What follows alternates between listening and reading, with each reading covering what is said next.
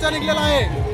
त्याला सर्वप्रथमतः डॉक्टर बाबासाहेब आंबेडकर यांनी 340 कलम हे सर्वप्रथमतः ओबीसी बांधवांना दिलेला आहे। त्याच्यामुळं त्यांचे जी नातू आहेत प्रकाशजी आंबेडकर हे सध्या ह्या मोर्चाला पाठिंबा देण्यासाठी आम्हाला वारंवार मीडियाच्या माध्यमातून सांगत आहेत। तरी आम्ही केज तालुक्याच्या वतीनं या मोर्चाला वंचित बहुजन आघाडी जाहीर पाठिंबा जाहीर करतो। ओके सर, तुम संघर्ष करो।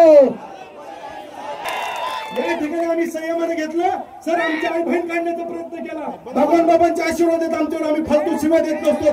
पण जर आमच्या एकही गावच्या ओबीसी बांधवाच्या अंगावर आलं तर तुम्हाला शिंगावर घ्यायची ताकद तिथून पुढे आम्ही ठेवलेली आहे। राजकारणाचा भाग नाहीये मित्रांनो। मी परवा दिवशी सांगितलं, आमची चर्चा झाली सर्वांची, आम्ही आता ओबीसी साठी स्वतःला वाहून घेतलेले। आमचं इथून पुढचं ध्येय धोरण ओबीसी समाज, ओबीसी बांधव, ओबीसीचे प्रश्न ह्याच्यासाठी याच्या पुढचा लढाई आणि श्रीनाथ मुंडे आणि भुजबळ साहेबांचा समाज आहे। फक्त एकच सांगतो, भेऊ नका। शेतपत्रिका महाराष्ट्रातली पहिली केस चालक महाराष्ट्र शासनाला दाखल कालच झालेली आहे।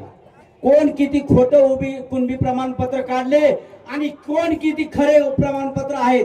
1600 खरे प्रमाणपत्र आहेत आणि तुम्ही काढलेत 18,000। या राज्यामध्ये 58 ते 59% असणारा ओबीसी समाज, या 60% असणाऱ्या ओबीसी समाजाच्या सोबत असणारा माझा दलित समाज, मुस्लिम समाज, माझा आदिवासी समाज आपल्या सोबत असताना आपल्यावर हल्ले होत आहेत। आपण किती दिवस शांत बसायचंय? आपण किती दिवस घरात राहायचंय? आता करो या मरोची लढाई सुरू झाली। गावखेड्यामध्ये आपल्या गरीब बांधवांवर हल्ले व्हायला सुरुवात झाली।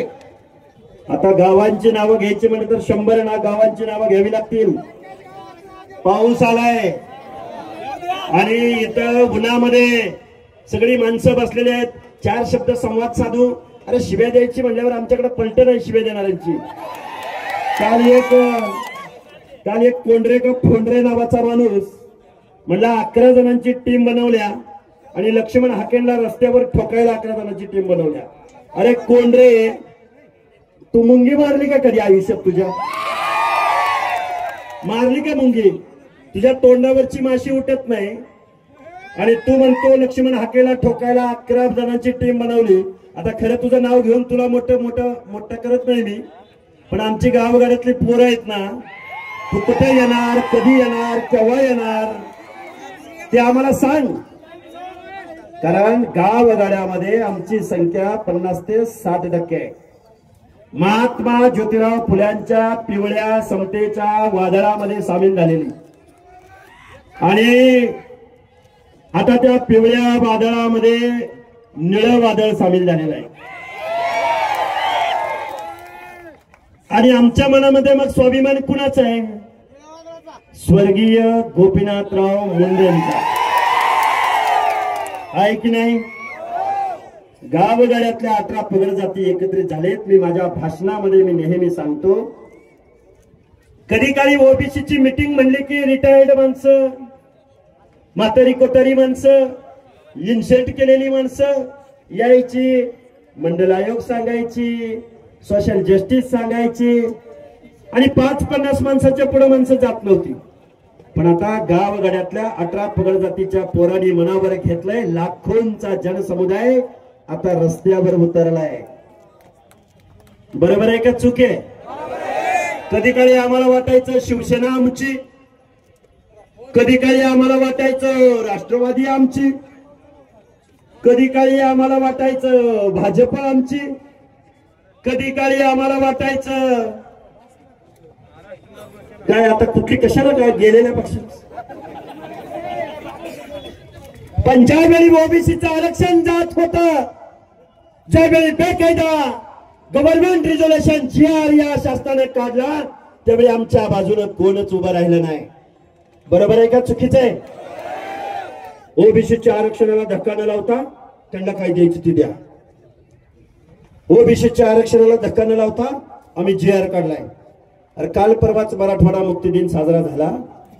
ज्या जुलमी अशा निजामी राजवटीला आमच्या मराठवाड्याच्या जनतेने हाकलून लावलं, त्याच निजामाचा पुरावा घेऊन गावगाड्यातल्या आमच्या ओबीसीचं आरक्षण संपवलं जातंय. मराठवाडा मुक्ती दिन काल परवा झाला, पण हैदराबाद गॅजेटियर घालवायला तुम्हाला आम्हाला रस्त्यावर उतरावं लागणार आहे. उतरायचं का नाही उतरायचं? गावगाड्यातला माळी, चाळी, कोळी, तेली, हटकर, धनगर, सनगर, वजारी, लोणारी, परीट, गुरव, घडशी, नाभिक, सुतार, लोहार, कुंभार, बेराड, बेडार, रामोशी, वडार, बेलदार, माझ्या मुस्लिम समाजातला छप्परबंद, शिकलगार, बागबान, कासार, तांबोळी, तेली, लिंगायत, बंजारा, सांगा सांगा कोणाचं नाव राहिलं असलं तर खालनं आलं पाहिजे. नाव संवाद साधतो. कोण राहिलं? कोण? वडार, बेलदार, सोनार, शिवसंघटना, हा अजून कोण? SC ST घेतलं नाव. नाभिक संघटना, जेव्हा महाले, शिवा काशीद.